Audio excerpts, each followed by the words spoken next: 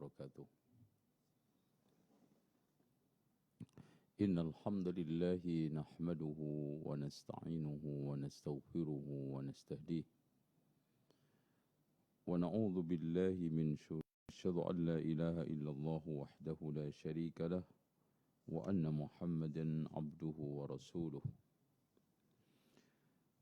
قال الله عز وجل: يا أيها الناس اتقوا ربكم الذي خلقكم من نفس واحدة وخلق منها زوجها وبث منهما رجالا كثيرا ونساء واتقوا الله الذي تساءلون به والأرحام إن الله كان عليكم رقيبا. وقال تبارك وتعالى: يا أيها الذين آمنوا اتقوا الله حق تقاته ولا تموتن إلا وأنتم مسلمون. وقال عز وجل: يا أيها الذين آمنوا اتقوا الله وقولوا قولا سديدا يصلح لكم أعمالكم ويغفر لكم ذنوبكم ومن يطع الله ورسوله فقد فاز فوزا عظيما. فإن خير الحديث كتاب الله وخير الهدي هدي محمد صلى الله عليه وسلم وشر الأمور محدثاتها وكل محدثة بدعة وكل بدعة ضلالة وكل ضلالة في النار. وبعد. Ikhwani wa akhwati fillah, wabil khusus ibu-ibu yang secara spesifik, ibu-ibu sekalian, akhwat fillah, bisa mengikuti, mencermati dengan baik penjelasan saya, uraian fikih, sehingga ibadah kita sempurna, wabil khusus dalam masalah kaitannya bersuci. Kenapa hadirin sekalian kita memperhatikan itu? Sebagaimana yang telah dikatakan oleh Rasulullah sallallahu alaihi wasallam, aktsaru ma yudkhilun nasa, kata Rasulullah sallallahu alaihi wasallam bahwa inna amata adzabil qabri minal baul, sesungguhnya kebanyakan siksa kubur itu didominasi oleh kencing. Alias dari sini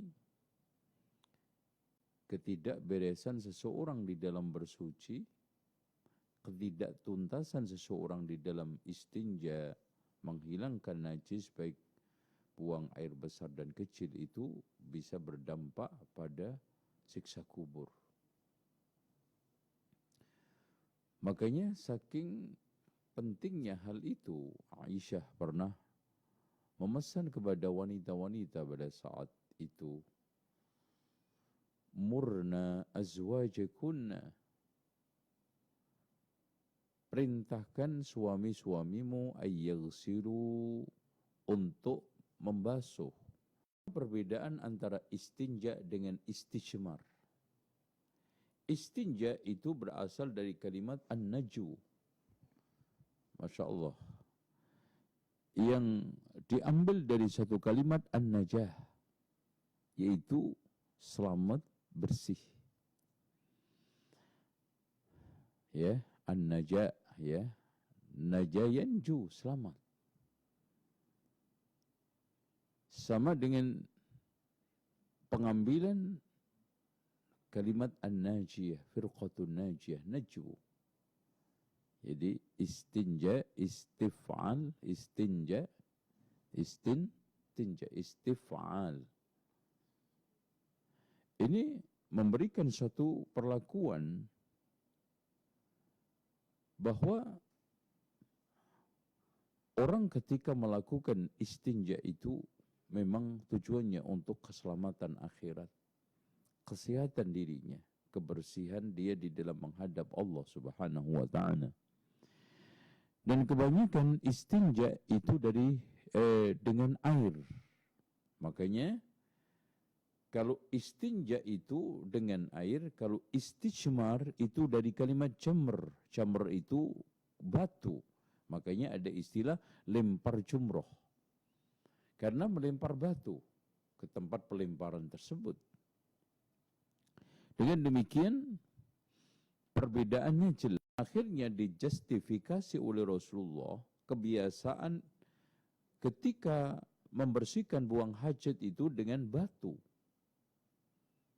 dengan dedaunan, walaupun di antara mereka juga kadang dengan tulang dan juga dengan kotoran hewan ternak seperti unta dan sapi.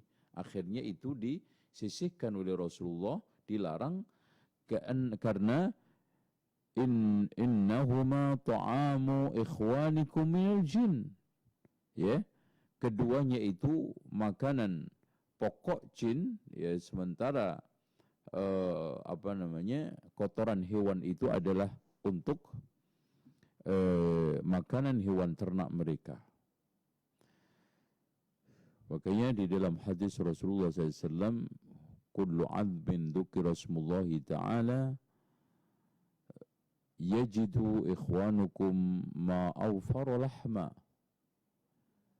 Di dalam hadis yang sahih, setiap tulang belulang yang ketika disembelih menyebut nama Allah Subhanahu wa taala, maka ditemukan oleh jin itu dagingnya kembali pulih, lebih segar sebelum kita makan.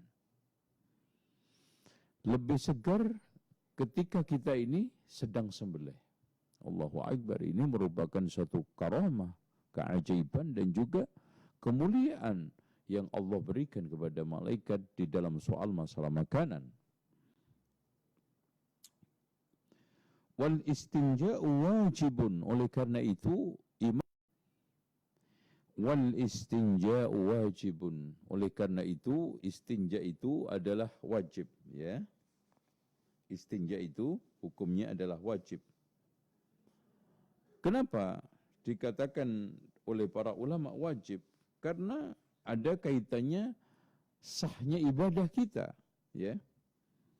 Ada kaitannya sah ibadah kita. Berbeda dengan sekarang ini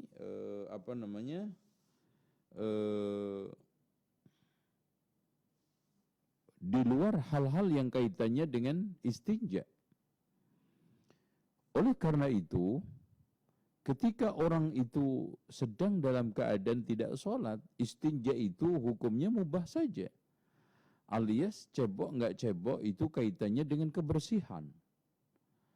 Tetapi kalau sudah sekarang kaitannya dengan ibadah, wal istinja wajibun.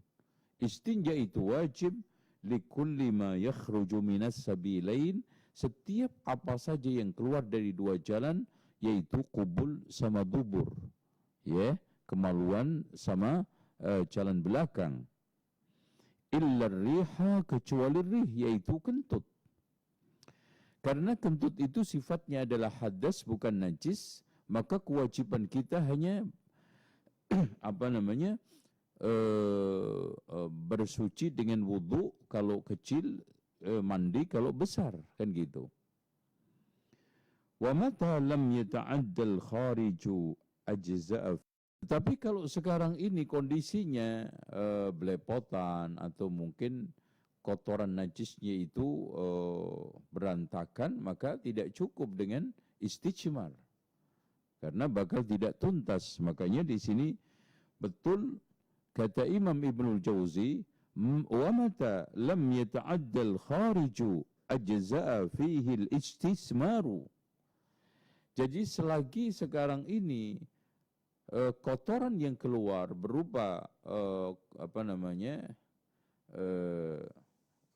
yang keluar dari jalan belakang tadi itu tidak lebih daripada jalan keluar tersebut, alias tidak mencar, kemudian tidak sekarang ini belepotan sana sini, maka cukup dengan istijmar, yaitu dibersihkan dengan batu.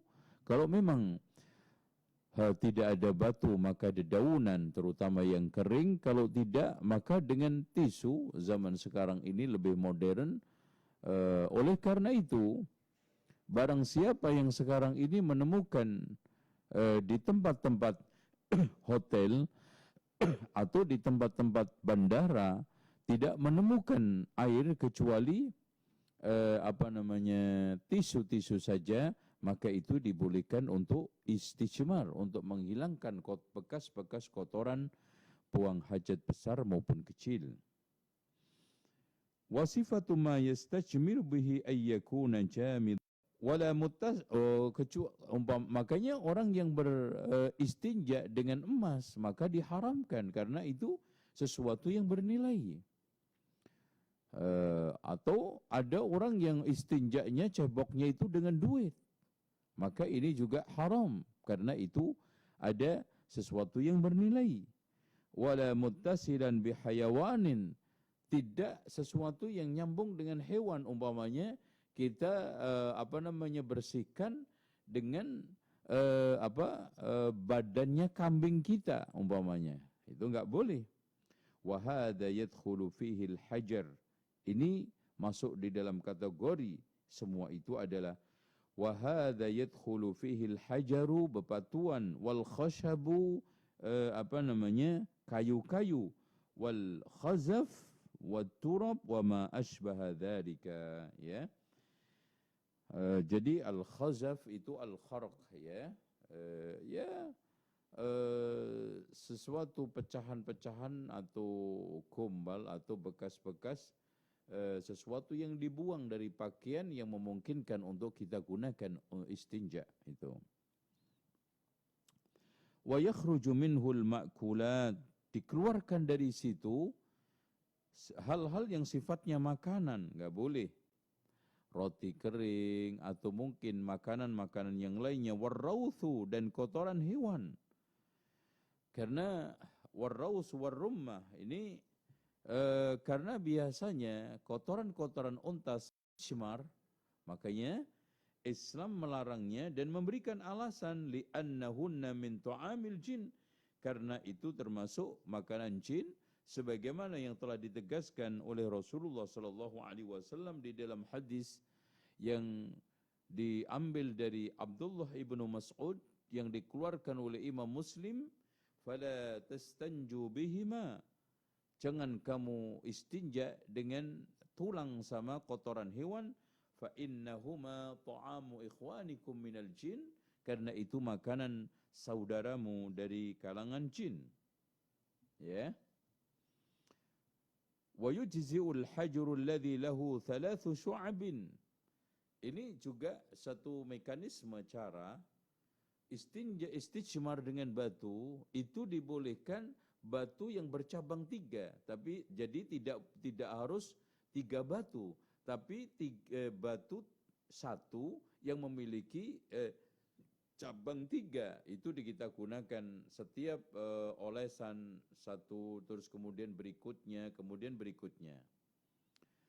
Wakhtalafa ashabuna fi sifatil istijmar, para sahabat kami, maksudnya mereka-mereka yang beraliran Hambali, karena Ibnul Jauzi ini lebih condong kepada Hambali.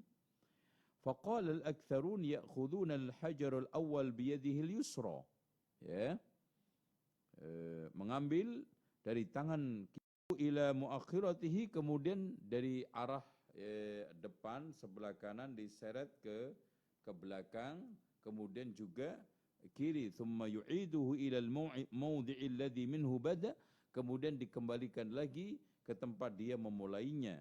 Thumma ya'khudhu al-hajar tsani, kemudian mengambil batu yang kedua, wa yabda'u bihi min muqaddimati safhatil yusra, ya, digunakan untuk ngoles di sebelah kirinya, dan dimulai dari depan, ditarik ke belakang, kemudian ditarik lagi ke depan ke tempat kita mengawalinya. Wa yujurruhu ila muakhirati thumma yu'iduhu ila mawdi'i alladhi minhu bada, thumma ya'khudul hajar tsalits wa yudiruhu hawla halaqah wa yu'idu 'ala al-wasat. Nah, batu yang ketiga ini dioleskan dengan cara kita putar dari alah sampai kanan kirinya sampai terakhir di tengahnya tubur kita. Itu cara yang diajarkan oleh Imam Ibnul Jauzi. Wa dhahaba Syarif Abu Ja'far wa Ibnu Aqil ila annahu yu'ammimu bi kulli hajarin jami'al mahal. Namun Abu Ja'far dan juga Ibnu Aqil ya memberikan satu cara diratakan aja tiga-tiganya itu di duburnya, li'annahu idza lam yu'ammam bihi kana, itu pengulangan aja, tidak diulangi 3 kali, maksudnya itu hanya sekali kalau kita bisa katakan. Wa mata lam tuzal al-ainu bi thalathati ahjar zada hatta yunaqqa. Intinya kalau tidak bersih dengan 3 batu maka ditambah lagi sampai bersih. Begitu juga dengan tisu, sekali, 2 kali, 3 kali sampai bersih. Bahkan 4, 5. Wal mustahabbu lirrajul, dianjurkan bagi orang ayyabda biqubulihi li'alla tatanajjas yaduhu bilqubul idza bada'a ad-dubur. Bagi seorang laki-laki ketika istinja itu dianjurkan untuk mulai kubul dulu, yaitu kemaluannya dulu. Kemudian setelah itu duburnya. Ya. Kenapa? Supaya tidak belepotan ya. Nanti belakang dulu baru depan itu nanti kotor lagi ya. Nanti ngulang lagi dan susah lagi itu. Nah, sekarang wa ammal mar'atu fahiya mukhayyaratun fi dzalika. Ini penjelasan khusus untuk cara istijmar wanita. Ya ikhwan, mungkin di antara kita ada yang sedikit menggunakan kayu atau menggunakan khirqah ya, kain-kain bekas yang sudah gunting-gunting atau mungkin yang lainnya. Kan ada air. Ikhwah sekalian yang dirahmati oleh Allah, tidak ada suatu syariah yang tidak mengandung hikmah. Dan tidak ada suatu syariat yang tidak diperlukan oleh manusia sepanjang zaman. Dan kita harus yakin, seyakin-yakinnya bahwa tidaklah Allah Subhanahu wa taala mensyariatkan suatu syariat yang tidak dinasakh, akan diperlukan setiap saat oleh manusia. Masya Allah. Contoh, meskipun zaman sekarang mutaakhir, tapi kenapa Rasulullah Shallallahu Alaihi Wasallam menetapkan memulai dan mengakhiri Ramadan itu dengan ru'yah? Karena secanggih alat apapun, suatu ketika alat itu tidak bisa operasi, bisa tidak jalan. Apalagi ketergantungan terhadap satu komputerisasi. Tapi kalau mata ini kapan saja, di mana saja, ya, tidak ada hambatan, tidak bisa operasi, maka ru'yah itu akan tetap bisa berlaku. Ru'yah itu masih tetap bisa menjadi alat utama untuk menentukan awal dan akhir Ramadan. Masya Allah. Bukankah itu suatu hikmah ya ikhwan? Berbeda dengan alat-alat tersebut. Ketika komputerisasi error, ketika sekarang ini ada mungkin listriknya mati, baterainya belum sempat dicas, ya, ataupun mungkin alat-alat tersebut itu alat manual, ya, tapi tetap yang utama pertama adalah apa? Kita itu menggunakan mata. Dan mata itu lebih fleksibel, lebih mudah, lebih murah, dan lebih bisa adaptasi pada setiap zaman, tempat, dan keadaan. Makanya Masya Allah, setiap syariah itu selalu mengandung hikmah. Contoh yang sekarang di depan kita, istijmar. Kenapa kita tidak membahas istinja? Kita pasti akan menghadapi suatu ketiadaan air. Ya, entah kita berada di pesawat, entah kita di bandara-bandara yang ternyata tidak menyiapkan air. Ada banyak bandara-bandara yang tidak menyiapkan air cebok. Atau mungkin kemarau panjang kita tidak menemukan air kecuali cukup untuk masak. Ya, cukup untuk kebutuhan-kebutuhan dasar kita. Maka pada saat itulah syariat itu salihun li kulli zamanin wa makanin wa ummah. Syariat itu selalu patut, selalu cocok, selalu memenuhi kemaslahatan manusia pada setiap tempat,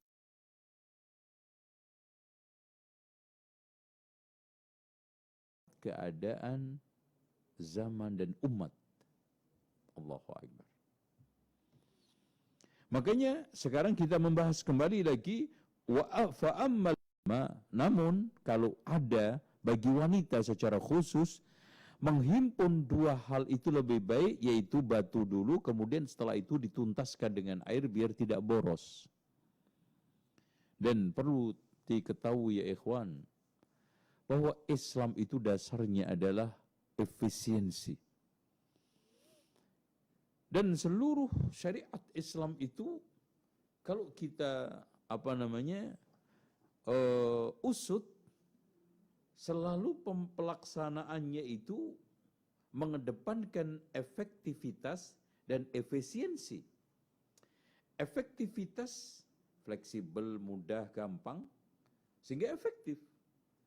Terus kemudian efisiensi, menggunakan sesuatu sebisa mungkin kita itu ngirit. Kalau bisa 2, kenapa 3? Kalau 1, kenapa 2? Kan gitu. Makanya diganjilkan dulu 3 atau kan begitu. Seperti memandikan jenazah juga. Kenapa? Kata Abdullah ibnu Abi Mughaffal ketika mendengarkan anaknya memilih sebelah kanan surga. Katanya bapaknya Abdullah, wahai anakku, kata Rasulullah sallallahu alaihi wasallam, sayakunu fi ummati aqwamun ya'tadduna fit tahuri wad du'a. Wahai anakku, akan muncul di tengah umatku ini sekelompok kaum yang berlebihan di dalam bersuci sama berdoa. Kayaknya Rasulullah sallallahu alaihi wasallam ketika membasuh anggota wudu lebih daripada 3, kata Rasulullah apa? Wa man zada ala dzalika faqad asaa aw zalama. Barang siapa yang membasuh lebih daripada 3, maka dia telah berbuat buruk dan zalim. Buruk karena dia tidak mengikuti satu bangunan syariah yang indah yang dibangun di atas iktisad, yaitu ekonomis. Zalim karena dia telah melampaui batas yang telah ditetapkan oleh syariat. Masya Allah. فَإِذَا أَرَادَ الْإِقْتِصَارَ عَلَى أَحَدِهِمَا, kalau seandainya dua-duanya ada dan wanita ingin iktisar, mencukupkan salah satunya, maka kata Imam Ibnul Jauzi, فَالْمَاءُ أَفْضَلُ, kertas-kertas yang ada, ya, kain-kain yang bekas yang masih layak untuk dipakai, ya, yang bisa menghilangkan bekas-bekas najis tersebut. Wa in sya'at ghasalatu, kalau dia mau dia basuh dengan air. Wa mata ta'addal kharijul makhraja lam yajuz illa al-ma. Tapi ketika sekarang keluarnya air itu berantakan, ya, mencar kemana-mana, maka tidak cukup kecuali harus air. Jadi tidak cukup dengan batu, harus dengan air. Wa in kanat thayyiba, kalau dia itu seorang janda, fa idza kharaja al-bawl bihaddihi wa lam yastarsil lam yajid siwal istinja fi mawdi khurujil bawl. Jadi kalau sekarang seorang tersebut adalah janda dan kemudian tidak mencar kemana-mana, maka cukup membasuh atau mengusap dengan batu itu di tempat keluarnya kencing. Fa idza istarsala fa dakhala minhu syai'un fil faraj, ya. Tapi kalau sekarang ini merembas kemana-mana dan juga masuk sesuatu ke kemaluannya, wajib ghusluhu, maka pada saat kencingnya itu masuk ke dalam kemaluannya atau tidak, istahabba ghusluhu, dan wajib untuk membasuhnya. Wa kitmanu mithla hadha 'anil marah ghululun lil ilmi.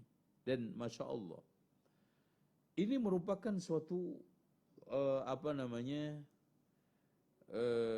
keindahan agama, ya ikhwan. Kata Imam Ibnu Jauzi, Menyembunyikan ini, tidak menyampaikan, termasuk bagian daripada corruption of knowledge.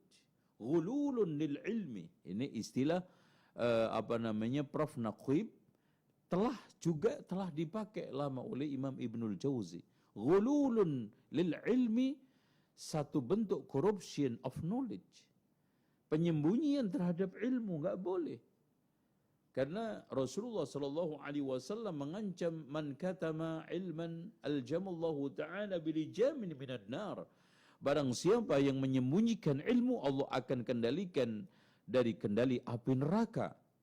Makanya di dalam masalah agama, innallaha la yastahyi minal haqqi syai'a.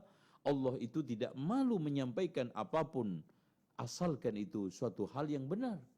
Makanya Rasulullah sallallahu alaihi wasallam sebagaimana yang telah dikatakan oleh Imam Ibnul Jauzi, amarani rasuli, satu bentuk korupsi terhadap ilmu. Li'annahu idza wajaba ghaslu najasatin falam tughsal atau falam taghsil qadhat fi sihhati shalah. Karena bila sesuatu itu wajib dihilangkan najis, sementara dia tidak menghilangkan, maka solatnya tidak sah. Bukankah itu suatu perkara yang besar? Bukankah itu nanti akhirnya menyebabkan orang tersebut disiksa di alam kuburnya? Makanya kata Imam Ibnu Rajab Al-Hambali, kenapa siksa kubur itu didominasi oleh kencing? Sama yang kedua adalah namimah. Masya Allah. Karena Rasulullah sallallahu alaihi wasallam mengatakan awwalu ma yuhasabu bil 'abdu yaumal qiyamati as-shalah. Itu lihat rangkaiannya. Kenapa siksa kubur itu didominasi oleh kencing? Karena nanti amaliyah manusia yang kaitannya dengan Allah yang pertama kali dihisab adalah salat, maka orang kalau sudah istijmarnya, istinjanya sudah tidak beres, maka alamatnya solatnya tidak beres. Maka akhirnya ketika dihisab, maka hisab tersebut adalah hisab yang berat. Dan kenapa siksa kubur yang kedua itu didominasi oleh namimah? Karena kata Rasulullah, awwalu ma yuqda baina, kata Imam Ibnu Rajab Al-Hambali, pengucuran darah, pembunuhan, dan berbagai macam terjadi kejahatan, kriminalitas al-qatl, itu dipicu oleh namimah rata-rata ternyata. Gak mungkin ada orang yang ujuk-ujuk membunuh, ujuk-ujuk nusuk. Pasti ada kasak kusuk sebelumnya. Pasti ada satu namimah sebelumnya. Makanya betul kata sebagian orang bahwa fitnah itu lebih kejam daripada pembunuhan. Karena setiap pembunuhan itu diawali dengan fitnah. Maksudnya, kasak kusuk ya yang ditimbulkan oleh kelompok tersebut akhirnya terjadi pembunuhan, bahkan lebih tinggi lagi peperangan. Nasallallahu al-afiyah. Tuh ya. Wa qad dhanna jama'atun minan nisa, ada sebagian perempuan menyangka annahunna idza ghasalna ma wasala ilaihi al-baul min batinil farj anna dhalika yakhdah fi shaum. Ada sebagian orang yang menyangka wanita, kalau kita itu atau wanita tersebut basuh, masukkan air sampai ke dalam kemaluannya itu akan membatalkan puasa. Enggak. Karena tolong diperhatikan, apapun yang kita masukkan ke kemaluan kita, bahkan termasuk dubur kita, tidak akan sampai kepada perut kita. Ya, sangat sulit sekali kalau sampai itu. Dan itu bukan kategori makan minum ya. Walaysa kadzalik fa innahu la yanfadhu ila al-ma'idah min al-baul. Ya. Enggak mungkin ada sesuatu yang bisa masuk dari kemaluan sampai ke perut. Wa habba idkhal al-usbu' li ghaslihi, batal. Oleh karena itu, barang siapa yang sekarang ini mungkin buang hajat ya di sungai berendam, maka tidak batal walaupun itu merupakan suatu yang sangat dilarang, karena Rasulullah sallallahu alaihi wasallam menegaskan ittaqu salatsal mala'in, waspadalah untuk buang hajat di tempat 3 yang terkutuk. Yang pertama adalah di bawah pohon, rindang apalagi berbuah. Yang keduanya adalah di tempat jalan manusia. Dan yang tiganya adalah al-majari, tempat air mengalir. Dan terutama adalah sungai. Dan suatu hal yang sangat tradisi yang sangat jorok, yang tidak bagus adalah mereka orang-orang yang buang air di sungai, di tempat-tempat air. Meskipun tidak sungai, air banyak sekali. Rasulullah SAW juga la yabullanna ahadukum fil ma'ir rakid. Kita dilarang untuk kencing di tempat air menggenang. Buang hajat juga. Dan pastikan menceratkan gitu ya. Dan ini akan najis ya. Wa inna ma huwa kal fam bi khilafid dubur fa innahu yanfadu ila al ma'idah. Tapi menurut analisa Ibnul Jauzi, kemaluan beda dengan dubur. Tubul beda dengan dubur. Kalau dubur, kata beliau, bisa saja air itu masuk nyampe kepada ma'idah, tetapi itu sangat sulit sekali dan sangat potensi kecil sekali. Wa idza kharajal insanu minal khala, ini ya. Ketika seorang itu keluar dari tempat buang ayyakula bismillah, kemudian baca Allahumma inni a'udzubika minal khubusi wal khaba'is. Nah, ketika sekarang masuk pakai kaki kiri, keluar pakai kaki kanan, didahulukan, wa qala, sambil membaca ghufranaka alhamdulillahilladzi adhaba annil adha wa afani. Meskipun perlu ditegaskan ikhwah sekalian bahwa doa ini banyak perdebatan di antara para ulama tentang sanadnya. Tapi secara umum hadis ini adalah dhaif, dan lebih dhaif lagi yang alhamdulillahilladzi adzaba 'annil adza wa 'afani, sehingga kedhaifannya karena di sana ada Ismail ibnu Muslim, dan meskipun ada jalan yang lainnya, sanadnya ada seorang perawi yang majhul, sehingga alhamdulillahilladzi adzaba 'annil adza wa 'afani tidak bisa dipakai sama sekali.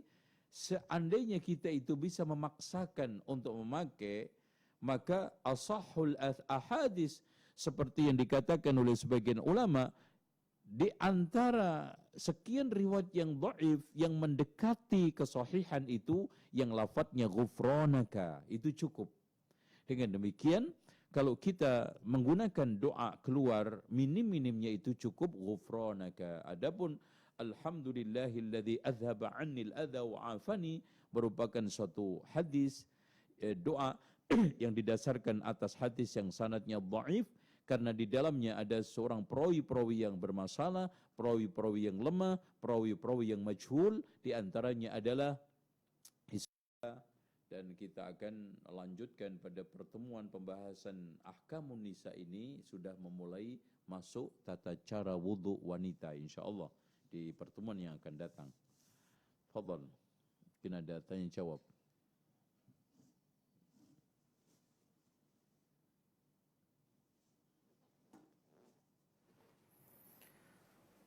Ikhwani wa akhwati fillah, azanillah wa iyyakum. Alhamdulillah telah kita simak dan dengarkan bersama ilmu yang telah disampaikan oleh guru kita Al-Ustaz Zainal Abidin LCMM Hafizahullah. Mudah-mudahan ilmu yang telah beliau sampaikan bermanfaat untuk kehidupan dunia dan akhirat kita, dan semoga Allah Subhanahu wa taala memberikan kita kemampuan untuk mengamalkan ilmu yang telah disampaikan.